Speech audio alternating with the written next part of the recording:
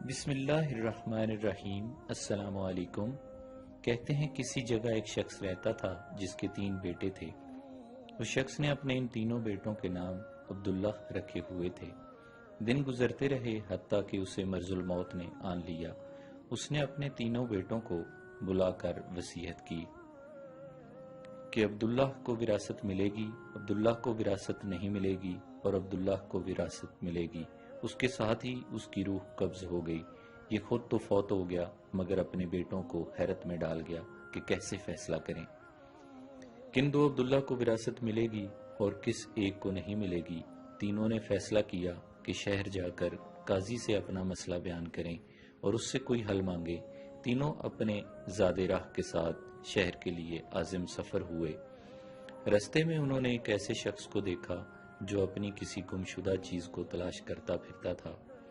ان بھائیوں کے پوچھنے پر اس نے بتایا کہ اس کی اونٹنی گم ہو گئی ہے جسے وہ تلاش کرتا پھر رہا ہے۔ ایک عبداللہ نے پوچھا کہ تیری اونٹنی ایک آنکھ سے کانی تھی؟ اس آدمی نے کہا ہاں ہاں ایسا ہی تھا۔ دوسرے عبداللہ نے پوچھا کیا تیری اونٹنی ایک ٹانگ سے لنگڑی تھی؟ تو اس آدمی نے جلدی سے کہا بالکل صحیح، میری اونٹنی واقعی ایک ٹانگ سے لنگڑی تھی۔ تیسرے عبداللہ نے اونٹنی کے مالک سے پوچھا کیا تیری اونٹنی کی دم کٹی ہوئی تھی؟ تو اس نے خوشی سے کہا بالکل ٹھیک، میری اونٹنی کی دم بھی کٹی ہوئی تھی، بس اب جلدی سے بتا دو میری اونٹنی کہاں ہے۔ تینوں عبداللہ نے مل کر جواب دیا باخدا ہمیں آپ کی اونٹنی کے بارے میں کوئی علم نہیں، ہم نے اسے ہرگز نہیں دیکھا۔ اونٹنی کا مالک ان کی یہ بات سن کر غصے سے پاگل ہو گیا۔ اس نے فیصلہ کیا کہ ان تینوں کو کھینچ کر قاضی کے پاس لے جائے گا۔ اسے پورا یقین تھا کہ اس کی اونٹنی کو یہ تینوں ذبح کر کے کھا چکے ہیں اور اب اپنے جرم کو چھپانے کے لیے جھوٹ بول رہے ہیں۔ اونٹنی والے نے جب تینوں کو اپنا ارادہ بتایا تو انہوں نے کہا ہمیں کوئی اعتراض نہیں کیونکہ ہم خود بھی قاضی کے پاس ہی جا رہے ہیں۔ جب یہ چاروں قاضی کے پاس پہنچے تو اونٹنی والے نے قاضی سے اپنا فیصلہ بیان کیا۔ قاضی نے ان تینوں سے کہا جس طرح تم لوگوں نے اونٹنی کی نشانیاں بتائی ہیں اس کا تو ایک ہی نتیجہ نکلتا ہے کہ اونٹنی تم تینوں کے پاس ہے، بہتر ہے کہ تم اپنے جرم کا اعتراف کر لو۔ پہلے نے کہا جناب عالی ہم نے اونٹنی تو دیکھی بھی نہیں، ہاں البتہ اونٹنی کے آثار دیکھے تھے۔ جب میں نے اسے کہا تھا کہ تیری اونٹنی کی آنکھ کانی ہے تو میں نے دیکھا تھا کہ رستے کے ایک طرف کا گھاس تو خوب چرا ہوا تھا مگر دوسری طرف کا ویسا ہی تھا۔ اس کا ایک ہی مطلب تھا کہ اس شخص کی اونٹنی ایک آنکھ سے کانی رہی ہوگی۔ دوسرے عبداللہ نے کہا کہ میں نے دیکھا تھا کہ رستے میں 3 قدم تو گہرے لگے ہوئے تھے جبکہ چوتھا قدم زمین پر معمولی پڑا ہوا تھا، جس کا مطلب بس اتنا ہی بنتا تھا کہ یہ جانور بھی لنگڑا تھا۔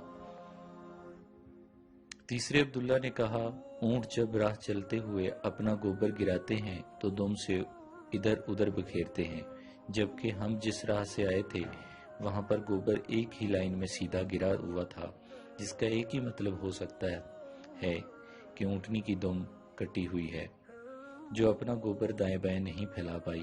قاضی نے بغیر کسی دیر کے اس آدمی کی طرف دیکھا اور کہا تم جا سکتے ہو، تمہاری اونٹنی ان لوگوں کے پاس نہیں ہے اور نہ ہی انہوں نے اسے دیکھا ہے۔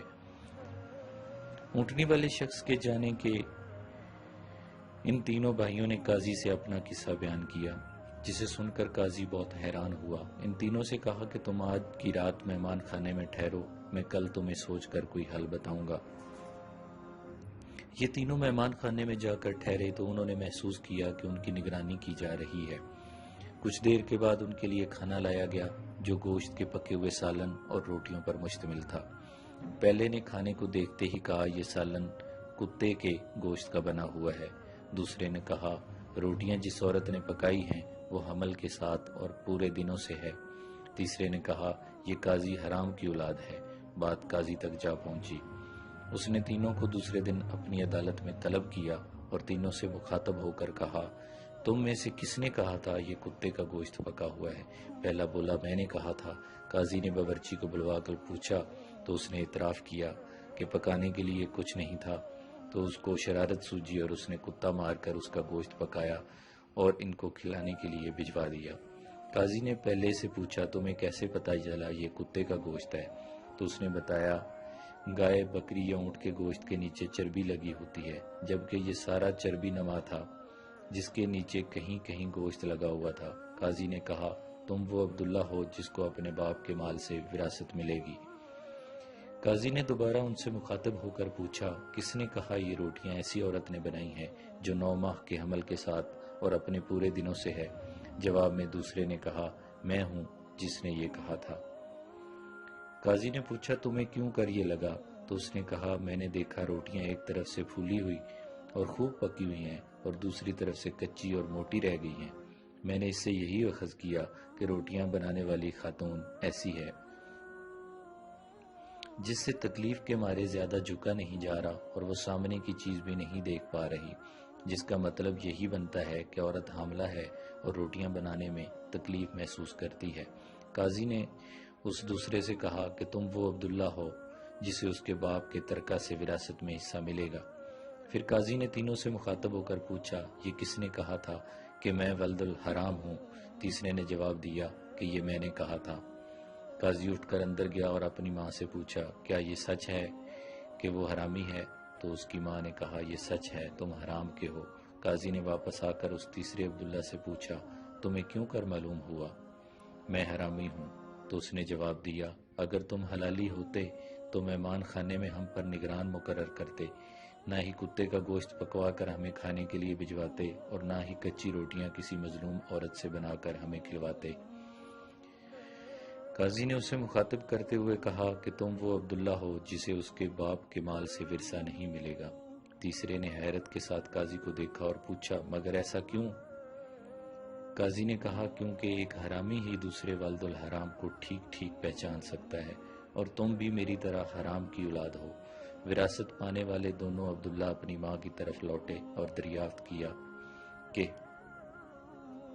ہمارے تیسرے بھائی کا کیا ماجرا ہے؟